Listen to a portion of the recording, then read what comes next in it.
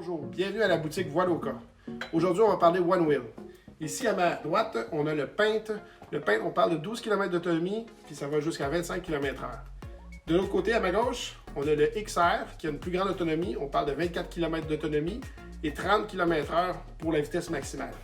Aujourd'hui, ce qu'on va faire, c'est qu'on va installer des accessoires sur le XR et sur le Paint. On va vous expliquer comment faire pour installer vos accessoires qui viennent aussi séparément, mais on peut choisir différentes couleurs pour mettre par-dessus le board. On commence par le fender qu'on va venir installer ici. Après ça, on va installer les bumpers qui viennent s'installer sous le board de cette façon-ci. Après ça, on va suivre avec les rail guards. Les rail guards, c'est pour protéger les côtés du One Wheel. Quand on tombe, on fait tomber le board pour qu'il puisse glisser sans s'abîmer. On va commencer en se faisant un peu de place. On va utiliser le Allen key. C'est important d'avoir une surface plate pour pouvoir mettre nos vis et pas mélanger parce qu'il y a différentes grandeurs. On commence par tourner le board de l'autre côté. On va défaire les deux premières vis. On va défaire la vis ici avec le Allen key qui est inclus. Une fois les vis du dessous retirées, on vient retourner le board pour défaire les deux vis du tableau du dessus. Parce qu'il y a des vis cachées sous le tableau. On va soulever doucement le tableau avant. On vient libérer le bumper pour changer avec le nouveau. Il faut délicatement le glisser ici. On va installer les deux premières vis, pas complètement serrées. Une fois qu'ils sont en place, on va venir les serrer un petit peu plus. C'est important qu'on va juste les appuyer puis donner un quart de tour avec le Allen key pour pas abîmer le filet. On replace le tableau avant.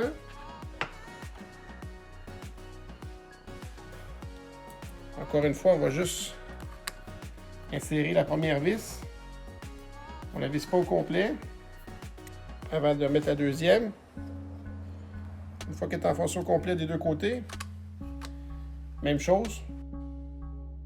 Un quart de tour avec la Allen key.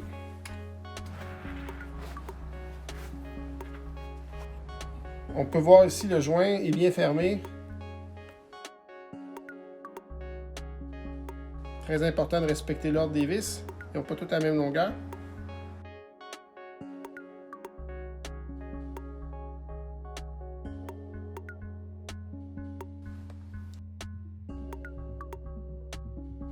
On va venir enlever les vis des footpads.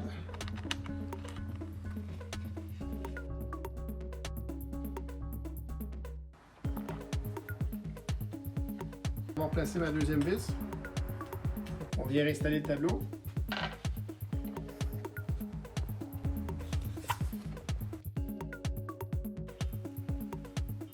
On retourne le board.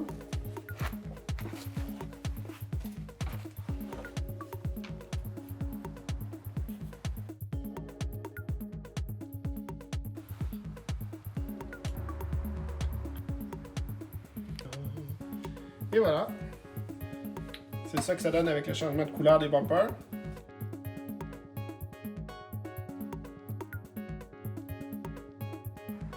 On installe le fender. Une fois qu'il est en place, on vient installer une première vis. C'est important de ne pas les serrer tant et longtemps qu'on n'aura pas terminé les quatre vis.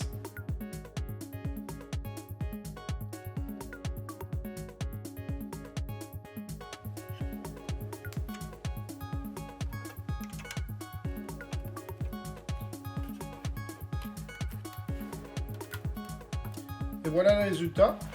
On va installer les rail guards, c'est-à-dire des plaquettes de protection qui vont aller sur le côté ici. Ici sont les rail guards. D'un côté, on a le tape rouge. De l'autre côté, c'est la couleur. On retire le tape rouge. C'est qu'on va venir appuyer la vis d'essieu avec le bouchon, l'orifice pour le bouton pour démarrer. Faites attention parce que ça colle beaucoup. Et voilà.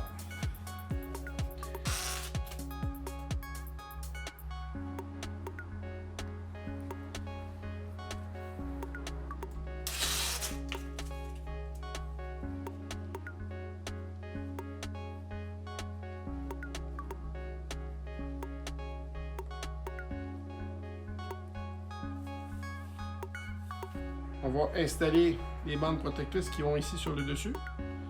C'est important de vérifier si ça fonctionne bien avant.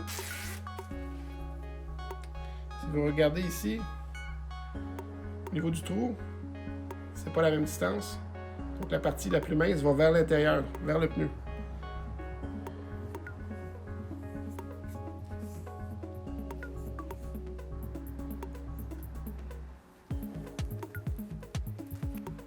Cette partie ici, elle n'est pas colorée.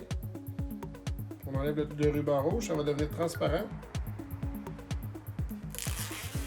Pourquoi? Parce que sous le One Wheel, toutes les indications pour le numéro de série et les informations du produit sont sous le One Wheel. Donc on veut que ça reste visible.